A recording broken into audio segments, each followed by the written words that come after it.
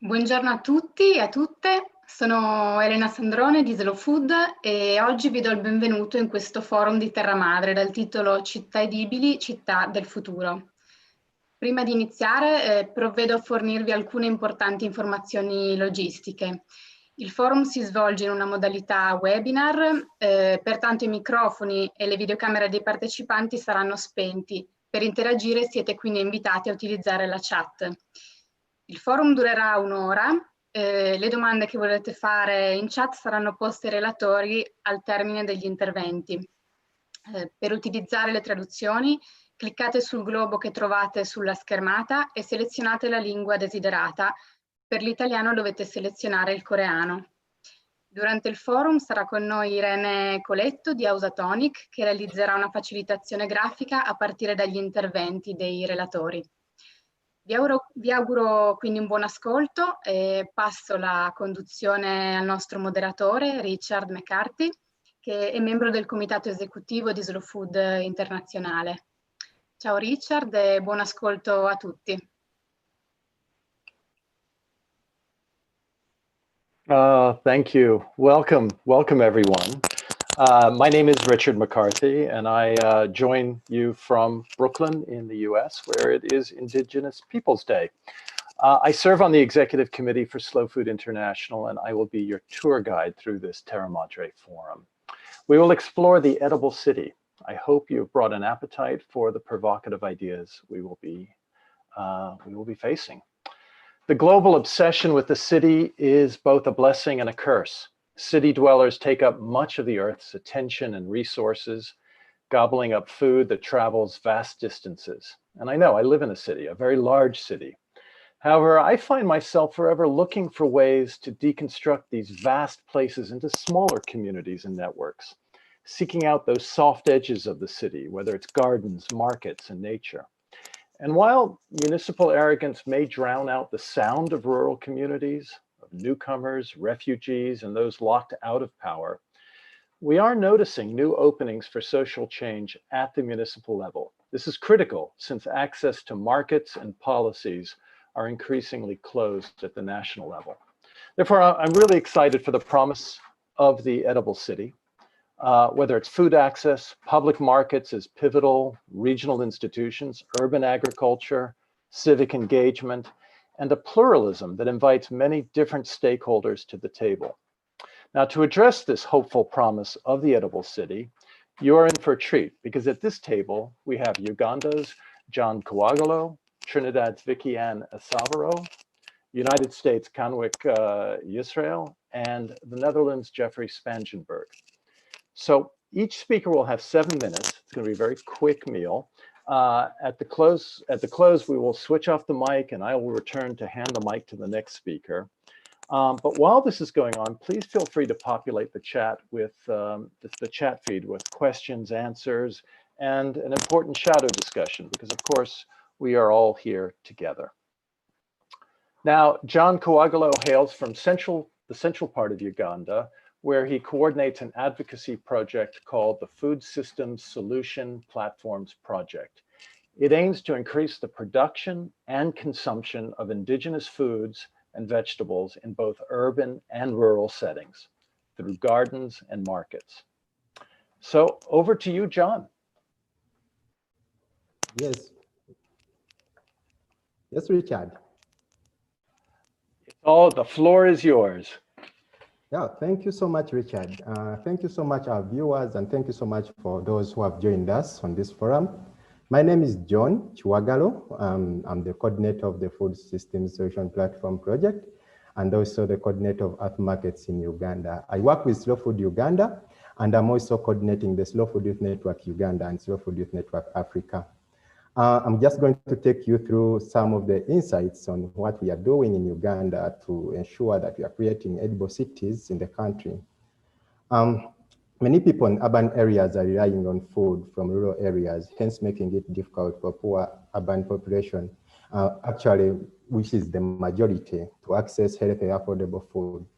And much of the households are planting flowers in their compounds and also the rooftops, which has made it very difficult to access food in most of the urban communities or urban households.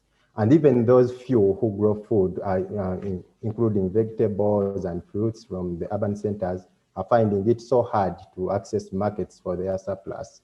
And this is because most of the food in the market, which is brought in the market, is largely fed by the products from the villages or from the countryside. And as Slow Food Uganda, we are working to create edible cities where we are mobilizing communities on growing urban gardens as a way of increasing access to nutritious and affordable foods and vegetables, including fruits, among families. And we mobilize households to grow ecological gardens that follow the principles of good, clean, and fair food for all. Actually, from the 364 gardens we have created in schools and communities, Slow Food Uganda has created actually these 364 gardens, over 70%, 70 gardens of them are created in the urban centers. And since the issue of markets is still a big issue, Slow Food Uganda is addressing it by creating the art markets and also the online platforms, which are currently working in the country. And currently we have 3 art markets. That is Mukono Wakiso Art Market in central Uganda. Then we have Manafa Art Market, which is in eastern Uganda in Manafa district. And also we have Lila March Art Market, which is in northern part of the country. So they are these art markets are a great tool in creating social meeting points where local producers offer healthy and quality food directly to consumers at a fair price, and it guarantees environmentally sustainable methods. And the producers get an opportunity to directly link with the consumers as a way of promoting fairness in whatever they do, in the food they sell, and also for those who are buying the food. Also platforms like Emom-Limisa, which is an extension service platform offering extension services and also marketing agro products. And also the Food Heaven Fresh Shop platform, which is an online trading platform, are being conducted by Slow Food Uganda and the partners like Food Rights Alliance to create market linkages for the fresh products. And this is significant in bringing hope to the small-scale farmers who find it hard to sell their supplies to the produce. Still, we have gone further to reach out to local governments and relevant entities to influence policies and also citizens' practices to ensure that vegetable gardens and also kitchen gardens are grown among homes in urban centers. And this is not only in urban centers, but also in rural areas, to ensure that people can have access to nutritious foods and also have at least additional income generation for their families, mostly for those families which are really humble. As I conclude, I wish to say that edible cities are very important because they influence sustainable practices in the cities, like creating designated areas for food and particular vegetables and fruits in the cities, and also growing vegetable gardens on rooftops, which is crucial in creating access to diverse food for improved food and nutrition security, as well as generating income to humble families. This is also a mitigation measure for flooding, since most of the rainwater in the cities is always harvested in the gardens. Apparently, we are seeing, when it's a rainy season, we are seeing most of our cities flooding with too much water. And when it is dry season, you find that the gardens don't have water. So farmers, we are working with the local governments and the ministries, like Ministry of Agriculture, through our lobby and advocacy initiatives, to ensure that much of the water should be harvested so that we avoid on the water wastage in the cities and also avoid on the increasing cases of floods in the cities, and also avoid the challenges of drought, like challenges which are brought about drought in the cities when people are growing food. I would wish to say that our cities have an important role to play in climate change mitigation and adaptation, and in enhancing the climate resilience for vulnerable citizens or for its residents. This is my submission. I thank you so much. Everyone has been following. John, thank you so much for your presentation. It's so interesting to hear the very specific, direct relationships that are often belittled by government as not being meaningful because it's so small scale. And what you draw is that it's not either or. It's not that solutions are large or they're small, but these small ones are aggregating into having important impact in terms of mitigation measures for flooding. This is the kind of end around that is done by advocacy that is advocacy through practice. Thank you so much. I felt like I was hearing the kinds of conversations we have in the global north, which is, of course, the opportunity here. Thank you, John. You're welcome, Richard. We will now turn to Vicky Anna Savaro, is an international lawyer and social entrepreneur devoted to sustainable development. With an impressive academic and professional track record in international commerce and law, her role in the 2010 Rio +20 conference on sustainable development inspired her to turn her attention to local by establishing the Green Market Santa Cruz in Trinidad. So from a perspective of practice on the market level, from an island perspective, and for someone who is currently a fellow with the Atlantic Council, I now give you Vicky. So Vicky, over to you. Thank you so much, Richard. Let me jump right in. When we try to pick out anything by itself, we find it hitched to everything else. So said John Muir, the environmental philosopher and naturalist. I start with this quote because it's my first point. If everything is connected, then eating itself becomes an act of belonging to the earth. What we eat, where it comes from, who grows it, how it is grown, how it gets to us, how we pay for it, intertwines with soil, seeds, animals, with farmers and truckers. It has implications for air, water, and weather. It concerns researchers, urban planners, businesses, and banks. The complex industrial food system with its long supply chains has developed because of our very own human migration to cities. How we belong to the earth is the overarching question of design justice, which is the topic of my talk. We have reached a stage in human evolution where enough of us are now aware of the delicate balance required for Earth's ecosystems to function.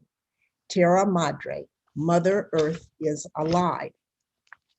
Consequently, my second point is the imperative to design our food systems intentionally, taking into account all of the related disciplines, geographies, and communities. We call this multi-stakeholder diplomacy and governance. Design justice means listening without judging, integrating viewpoints, synthesizing information, and then experimenting and testing designs. Design justice is an organic process. It is biomimicry using the living earth as a guide. So what is our intent in this intentional design? I have to leave all my humility behind and boldly speak for this collective of life that belongs to the earth, and say that our intent is not only good, clean, and fair food, but good, clean, and fair lives. Since I believe that any debates about the meaning of these adjectives is going to be fraught, I make my third point, which is I'm advocating experimentation and demonstration. In other words, action, not talk. Begin with a practical engagement in the geography and community where you are at whatever scale. Create channels of communication and organization that build trust. The concept of edible or garden cities dates back to Sir Ebenezer Howard in 1898. His idea was of a city community surrounded by green belts. That has evolved. We now have Adernach in Germany's Rhineland, which ushered in the new concept of edible cities in 2010. They transformed a 2,000-year-old town whose main industries were steel and coal into an urban greenscape. There is now an Edible Cities Network, and we have all these new words: urban permaculture, agrarian urbanism, regenerative design. All of these are offshoots from the past 120 years since the Garden City concept was created. In the Caribbean, which is where I'm from, 18% of the population live in rural areas. I should have said it the other way around. Port of Spain, which is the capital of Trinidad and Tobago, has an official population of 50,000, but has a transient daily population of 250,000 in a country of only 1.4 million. Havana, which is an edible city, is home to 20% of Cuba's population, Kingston 40%, and almost 50% of Barbados' population live in its capital. These stats drive home the intense urbanization in the region. This region also imports over 83% of its food needs. Reconnecting Caribbean people to their geography is essential in building sustainable edible cities. Havana is now one of the most successful examples of urban agriculture worldwide. More than 50% of the food consumed in Havana is grown organically on site. Havana proves what is possible with government support, intensive R&D, and capacity building. Edward Muller of Costa Rica, founder of the University for International Cooperation, created a field guide to a regenerative economy for his country. Because of this preliminary planning, Muller was able to quickly leverage all of the laid off tourism workers and move many of them into agricultural production, both to feed themselves and, more importantly, to provide a new basis for a regenerative agricultural tourism when COVID releases its grip. My favorite example, however, of good food policy and design justice comes from Mayor Michael Bloomberg in 2007, when he said, "Every New Yorker must live within a 10-minute walk of a green space." To implement this policy, the city renovated and repurposed over 300 school playgrounds, incentivizing lots of food vendors, cafes, and small restaurants. I won't talk about New York's carbon footprint. As my friend Vicki Robbins says, we are eating oil with our anywhere, anytime eating. But because cities are proven formulas for innovation and creativity, we will continue to live in cities. Ecology and economy have to be in a happy, productive marriage. The humans who live in cities have to rediscover the biophysical geography of where they are and let it peek out in the midst of the steel and concrete as edible green infrastructure. This is something I can talk about later, what it comprises, edible green infrastructure. And in order to move in the direction of edible green infrastructure, we, the advocates for edible cities of the future, have to educate and advocate. Urban planners, water companies, energy companies, architects, contractors, together with the real people living in communities targeted for these experiments. Convening these multi-stakeholder meetings with respect and integrity is the first step towards our collective recognition of belonging to the earth. Thank you. Wow. Wow. Thank you, Vicki. Gosh, I mean, the idea of design justice, starting with the question of listening, I was immediately reminded of, myself having run and developed farmers markets. One of our first observations was that women were far better and far more productive in the markets than the men, in part because they listen. And it's this importance of active listening of our ecosystem, of who we're working with, and in particular, the living earth, which puts emphasis on action and developing the ways in which people can live differently rather than leading with ideas. And it, is it through action that you build trust? And once you build trust, then ideas are more permeable. This gets to the core of the question of where are the opportunities? And there's always, and I heard this in John's, this question of either or. It's both. This is action is policy. Policy is action, rather than you have to be in one camp or the other. Well, please, if you are triggered with the kinds of ideas that I heard, by all means, put them in the chat so that we can have a vibrant conversation after the presentations. Thank you, Vicky. We will now move along back to the United States. I'm so excited to see Kanok Yisrael, who I know and haven't seen in months, and I've been worrying about your close proximity to fires. And Kanok is a farmer and community activist born and raised in Sacramento, California. That is the capital of California. And in his urban neighborhood, I think I just heard roosters, of South Oak Park, he raises his family on the food he grows. And whereas USDA may deem this neighborhood a food desert, Kanok is leveraging his Yisrael family urban farm to empower his community, promote plant-based diets, and address food sovereignty for his neighbors, usually overlooked by the existing power structures. So I'm thrilled to have you here. Take it away, Kanok. All right, thank you so much. I appreciate it. Thank you, Richard, and thank you for continuing to carry on the tradition of Terra Madre, even in the situation that we're having today as far as COVID goes. I'm coming to you from Sacramento, California, but more importantly, I'm coming to you from Nissenan land. I'm living on Nissenan land, who are the people that stewarded this land thousands of years ago before I got here.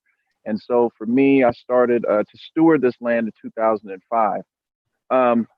And so the idea of how we all came into existence runs into the same thread that everybody else was talking about. But for me, it was much more personal because as I grew up in my neighborhood here, which is called a food desert, there's a population of maybe about, in my neighborhood, there's probably a population of about 8,000, 9,000 people in the place called South Oak Park. And so the whole idea is that if I walk from one side of my neighborhood to the other side of my neighborhood, it's going to be fraught with corner stores. You're not going to really have any grocery stores until just recently. And so those areas are places where we cannot get fresh fruits and vegetables. Everything is overpriced. And when you walk into these places, you're not treated as even with the common respect as a person within the neighborhood. And so it's very, very important to understand how that happens or how that affects development. Because as we started talking about edible cities, I became, acquainted with that particular phrase probably around 2012, 2013. And I thought it was real funny because I had visions of like the gingerbread house or something like that. But as I started to really get into what we're talking about, then you have to think about what is a city, because we're talking about functions here. And so as cities did start to develop, you think about cities, they have, if you do your research on them, you'll see three main themes that start to develop. And you're talking about what? Gathering places. You're also talking about places where people can be secure. Large groups of people can come together for security, as well as talking about trade. And so that's so important to talk about. And so here in my community, what we've done is we've started to focus on three particular things as it relates to edible cities. And those things are food production. Why? Because we look at growing food as a gateway drug to a greater type of nature connection. Because as we go back further, into like places like ancient societies, indigenous societies, the interaction with nature was given a sacred character, right? So you're not just talking about, oh, this is some ground, I'm going to till it up and put some seeds in it and grow some food. You're actually talking about cooperating with the forces of nature, which were ascribed to be gods and goddesses. And in order to be blessed, i.e., or receive the blessings of this land or the blessings of the environment around you, you had to cooperate with these forces as opposed to exploit them. And so, for me, as I started to learn more about this, um, we started to go outside with our family here in Sacramento. We were growing our food together. We're harvesting our food together. We're eating together. All of those things, which are unheard of in the community that I live in. And so, as a result, our family was transformed from the inside out. And so, as a result, we decided that we wanted to take this idea of what we call transforming the hood for good into the community. And so, in doing that, we're using urban agriculture to engage, employ, and empower communities. And so, in doing that aspect, we're experiencing this in our backyard here, and then we're going forward to say, hey, look, let's get this to other people. But then we got hit with the idea that there's policies that actually stop these things from happening. And so we went to grow and just grow some food and sell it in our front yard, and we found that was illegal. So then we went on another road, and we then started to change policy.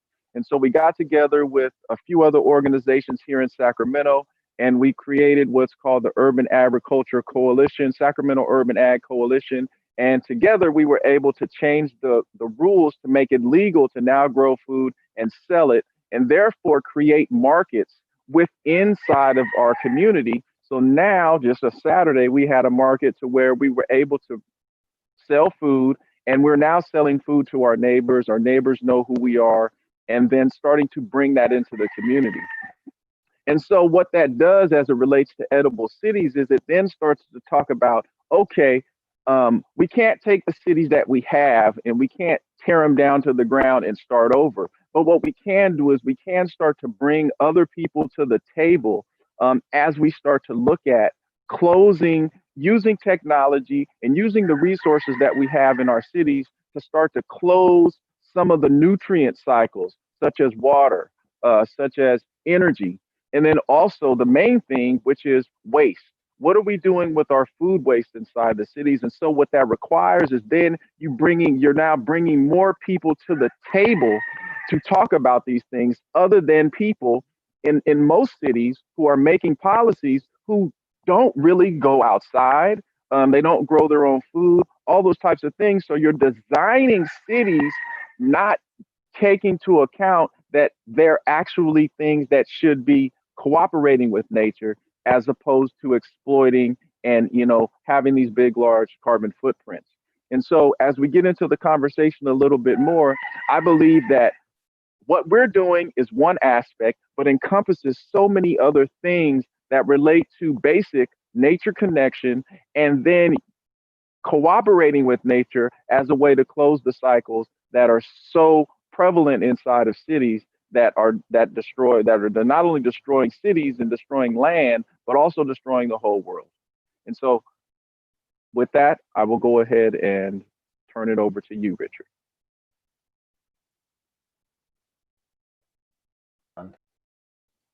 There we go, unmoved. Kaunuk, thank you so much. Gateway drug for reimagining the settlements in which we find ourselves. Thank you for grounding us in often the land that we inhabit is stolen land. It has history far longer than our lives, and this often gets buried. It often gets buried in the pace of commerce and conquest. And I think what I begin to hear a thread that runs through each of the presentations, which is that of imagination. It takes extraordinary imagination to pull ourselves out from the the other drug that we seem to be consumed by, which is speed and convenience, and the idea of transforming the hood for good is, I think we look around each of our environments and we are so disconnected from them. And you have found ways to recreate the revolution of everyday life. And I think that is what's so exciting, is it is within our reach. I see questions coming in, so I'm going to keep moving. And thank you so much for grounding us.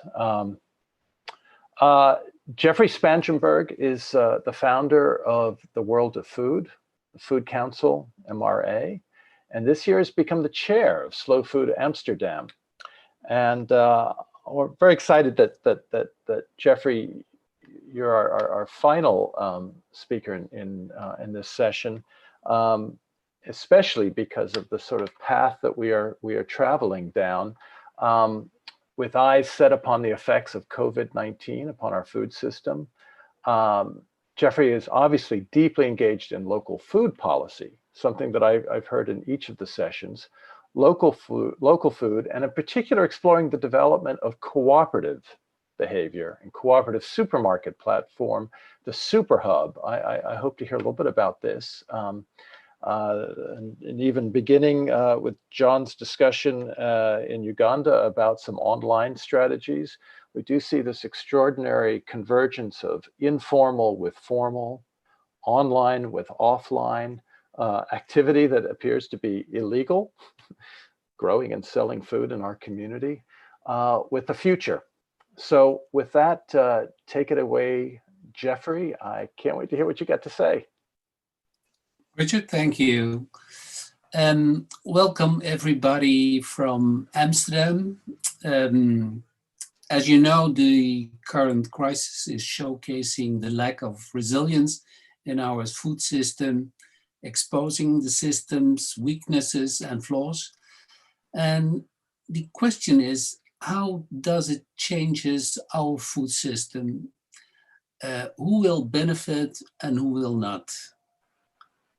Which trends can we see here in Amsterdam, and what are the consequences for the urban food system at the end? Of course, the ultimate question for food hackers like us is the question, can we use the food hack in our advantage? Does the crisis open new windows of opportunities to build a better food system? Fair, transparent, affordable, and of course, healthy. The expectation is that on the short run, no dramatic changes in consumption of food will take place. On the long run, however, when a recession is really kicking in, this will have serious impact on what we eat, where we eat, what we buy, and from whom we buy it. At the moment, as you can see on the news, Amsterdam is on the threshold of a second wave. I guess we in the Netherlands like to be first. Of course, only after America first. Tomorrow, our Prime Minister will declare new measures to control the surge.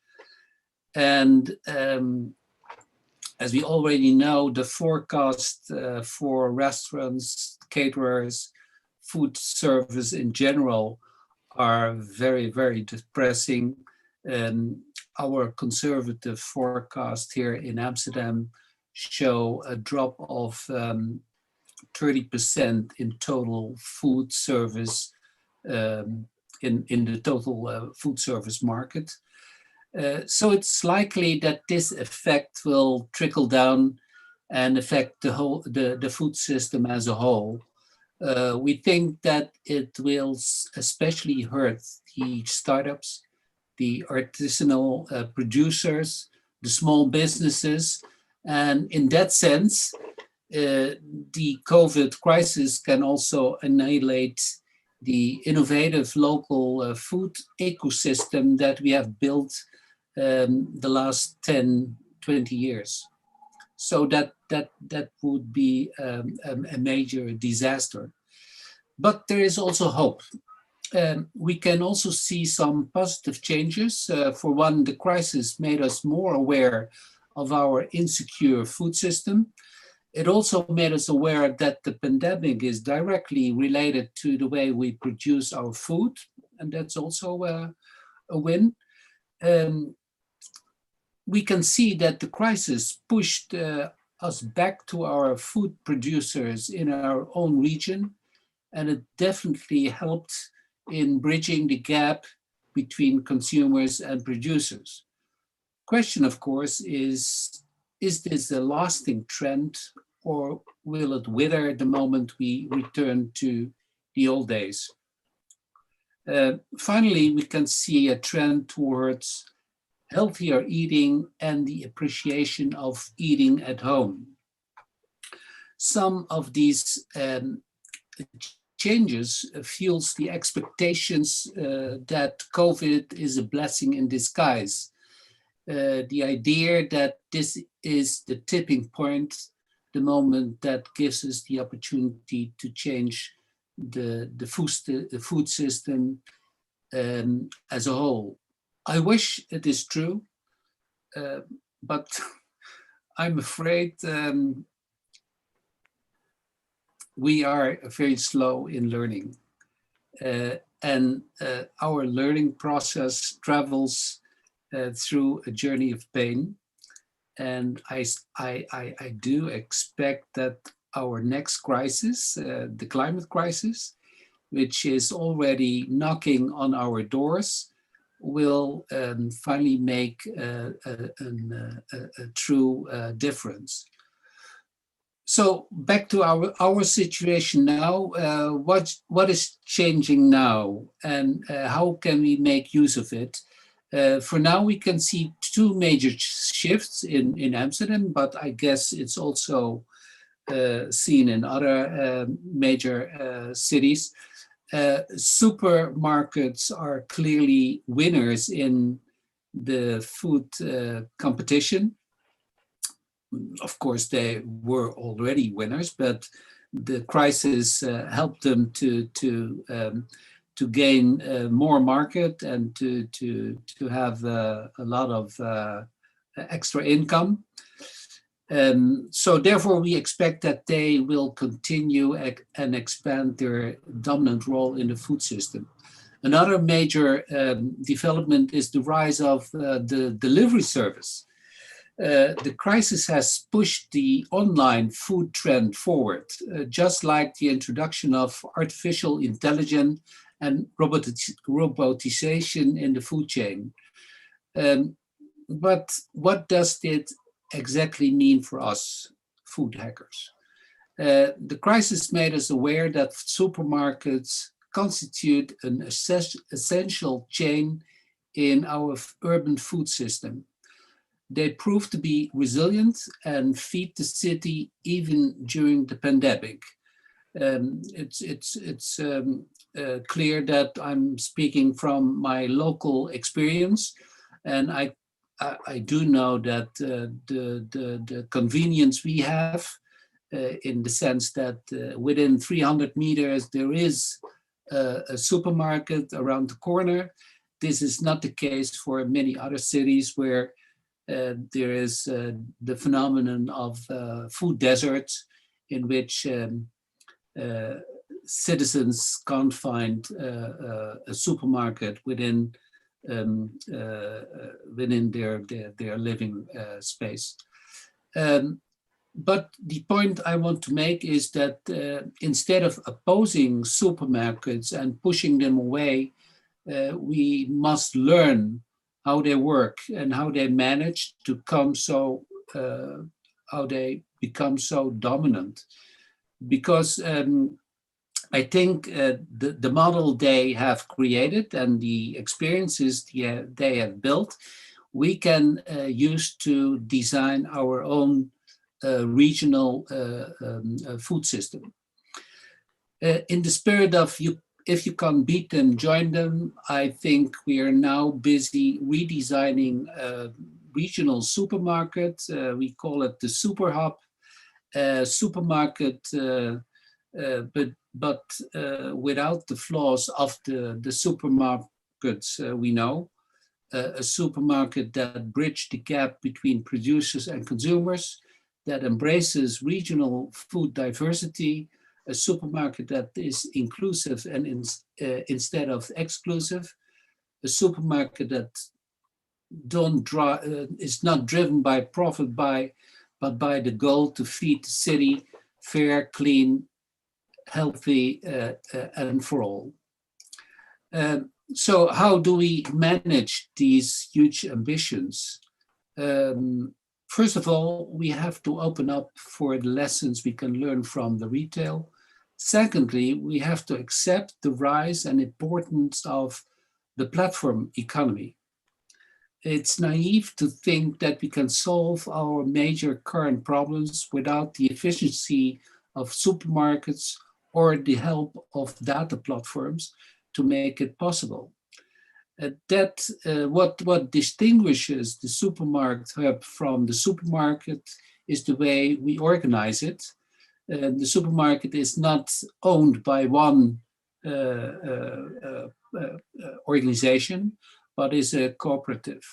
So we don't work vertical top down, but horizontally bottom up. With a multi-stakeholders network in which we hope to get all the experts and disciplines on board to create a real supermarket model. And it will be essentially an online and an offline market. At the core is a shared service platform, which can help all the members to have a professional platform in distribution, in logistics, in packaging, all the aspects needed to have a professional supermarket. So that entails the ambition we have at the moment in Amsterdam.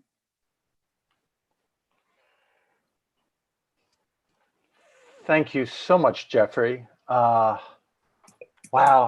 as you were describing in particular, the question of how long will this interruption from normalcy continue?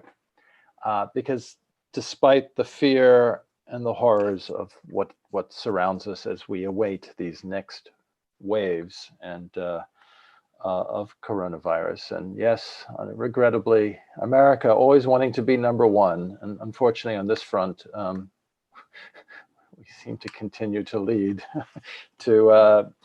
We don't even have time for a second wave. We just continue our single wave as it carries on forward. But it raises that question of there's so much that has occurred in the last few months that has been so staggeringly creative.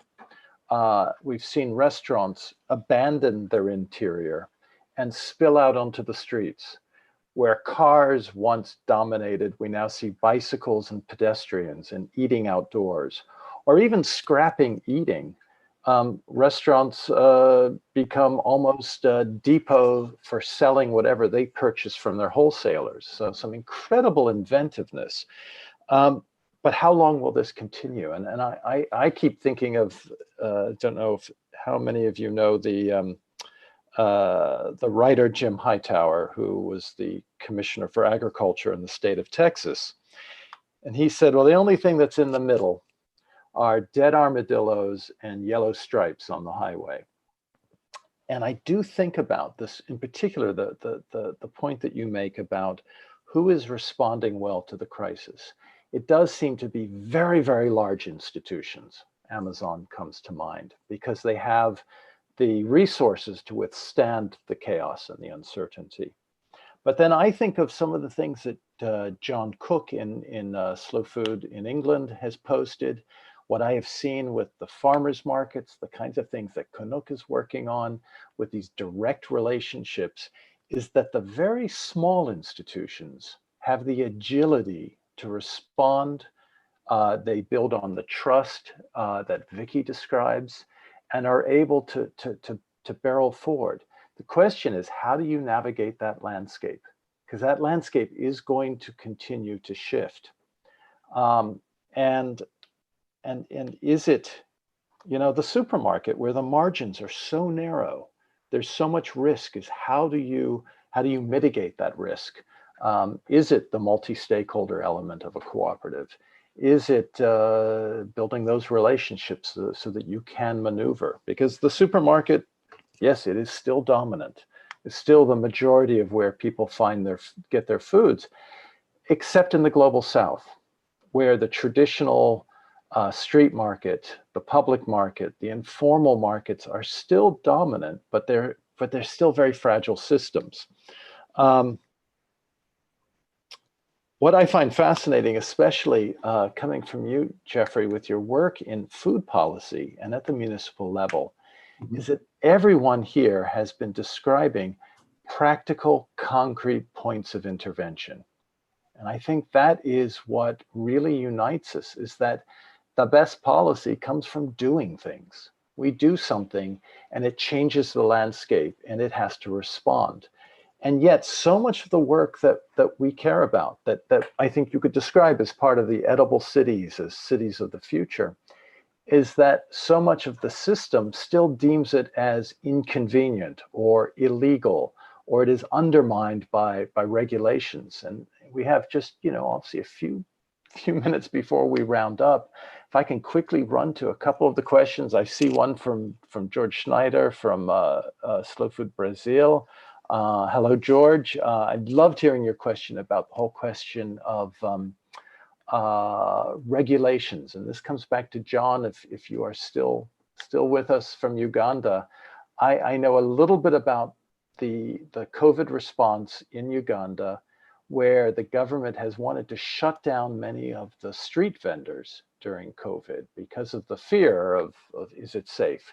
And because street vendors have so little political clout, you can shut them down. The markets in particular are these incredible incubators between the informal and the formal.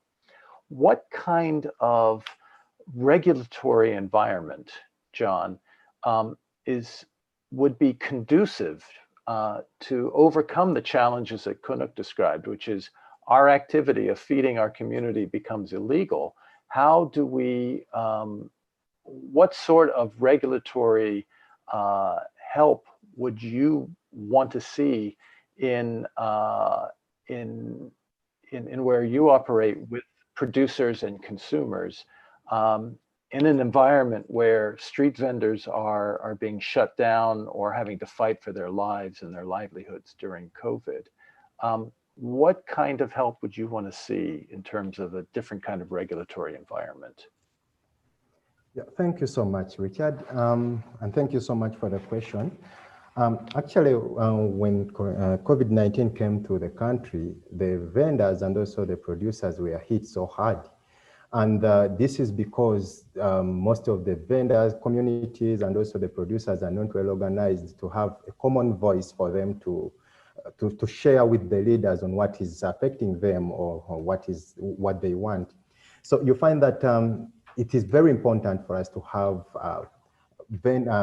people like vendors and also the producers well organized in a well-established formulated groups, which are recognized by the municipalities, by the local governments, and also by the national government. And once we have them registered and recognized, it will be very, very easy for them to reach out to the leaders and tell them exactly what they would want to share with the leaders. But you find that since they are disorganized, it is very difficult for them to have a common voice or to share with the leaders on what they would want to share with them. I will give an example, like in Lugazi municipality, where we do some of our work with the vendors. Most of the vendors barred from doing their work as it was before, because they were at a risk of acquiring coronavirus, since most of the trucks from Nairobi, where coronavirus hit so hard, were coming from, and they were like, no vendors should be operating. But they could operate if they were recognized, and if they were organized in formal groups, and if they could inform the municipality that we are going to follow the SOPs. But they couldn't do that because they were not really organized. So to me, I think it is very important to have the farmers, the producers, and the vendors, and other categories of people in the food system, to have them well organized and have them share with the leaders. And also it is important to have initiatives or platforms put in place which can bring the leaders on board to share and discuss with the citizens. In Uganda, we are seeing citizens are becoming apart from their leaders. They only become together when it is campaign time. And after campaigns, the leaders are becoming apart from the citizens. And it would be so much important for them to keep in touch, even beyond campaigns, or even beyond looking for votes, so that the citizens can be able to directly share with their leaders. For example, we in the Food System Solution Platform Project, we have an initiative called the Food Parliament, which is an informal organization structure.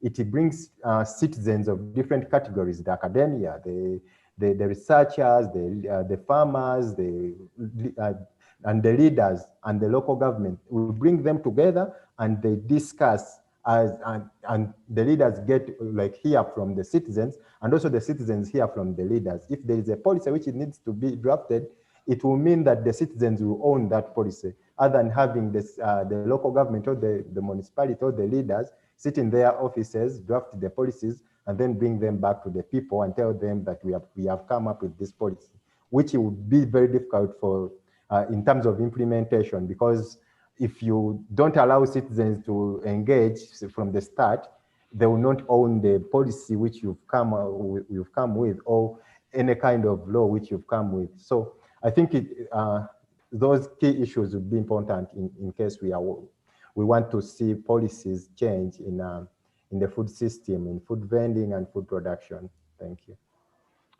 And John, do you ever see elected officials attending the markets?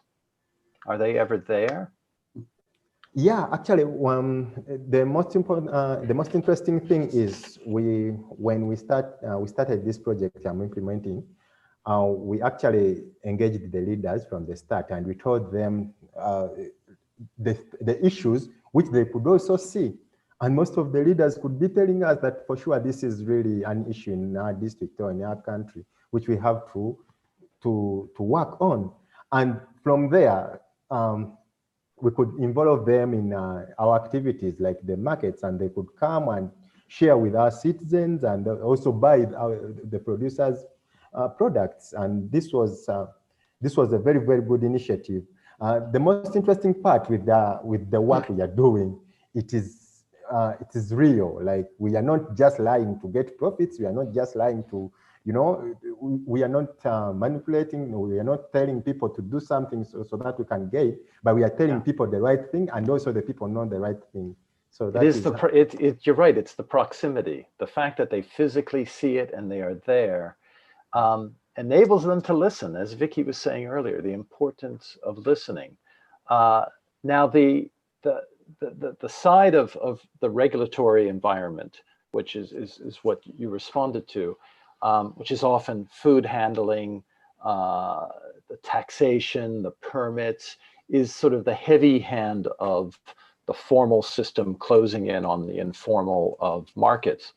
I'm curious if Jeffrey, you could provide, and because there was a question that came in that looked at the other side, which is when governments want certain kind of activity to occur, look for what, as Chanuk, you were describing, the gateway drug. What is that gateway drug for better behavior, better activity?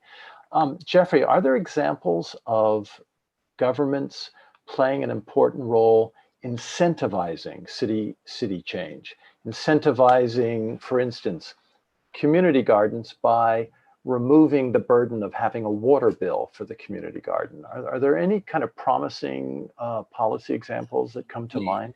There are tons of examples, and actually cities are leading the world. Just like Benjamin Barber explains in his book, If Mayors Ruled the World. And it's an analysis that nation states are, as we witness, are not capable of handling the major global problems we face. In opposite of that, we can see that cities are perfectly addressing these problems. And it's exactly what you also point, Richard, that proximity, that's a core issue, especially when it comes to food. We have a global food system, and the main problem is we lack proximity. There is a gap between the producers and the consumers. And when there is no feedback system, then we get the externalities we face now. Mm-hmm. And from my experience, we can have a lot of critique on our government and their policy, but we can also see that these professionals do their job, not always as we want, but they're responding to what citizens want, and we can see a lot of development here. Mm-hmm. Well, Vicky, I gather you have probably seen, and tell me if this is Richard, the case. Il tempo è terminato. As we expected, the profound work of those doing the work on the ground is what we've been able to showcase. I wish we had so much more time. Thank you so much for allowing us to join you today. Stay safe, everybody. Yes. Keep up the good work. Let's grow the future. Thank you, Richard. Thank you, Richard. Thank you, everybody. Bye-bye. Bye-bye. Thank you, everybody. Bye. safe. Thank you for joining. Bye. Bye-bye. The future of our planet is decided at the table, in our daily food choices. What do we know about what we eat? How do we choose? Where do we buy it? You can make a difference and contribute to a future where everyone has access to food that is good. Eating must be a pleasure for everyone. We all have a right to food that is healthy, natural, fresh, and seasonal. Clean. Being aware helps us to choose food that is good for our health and the health of our planet. Fair. Knowing our food means making choices that are fair to us, to the producers, and to future generations. Slow Food has been working for over 30 years to defend biodiversity and fight the climate crisis by promoting good, clean, and fair food for all.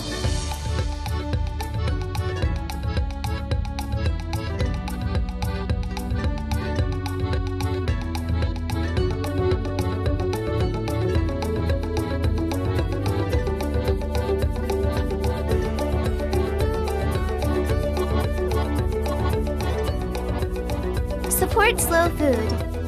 Let's act together for the common good. Go to donate.slowfood.com/en and follow us at terramadreselunadelgusta.com.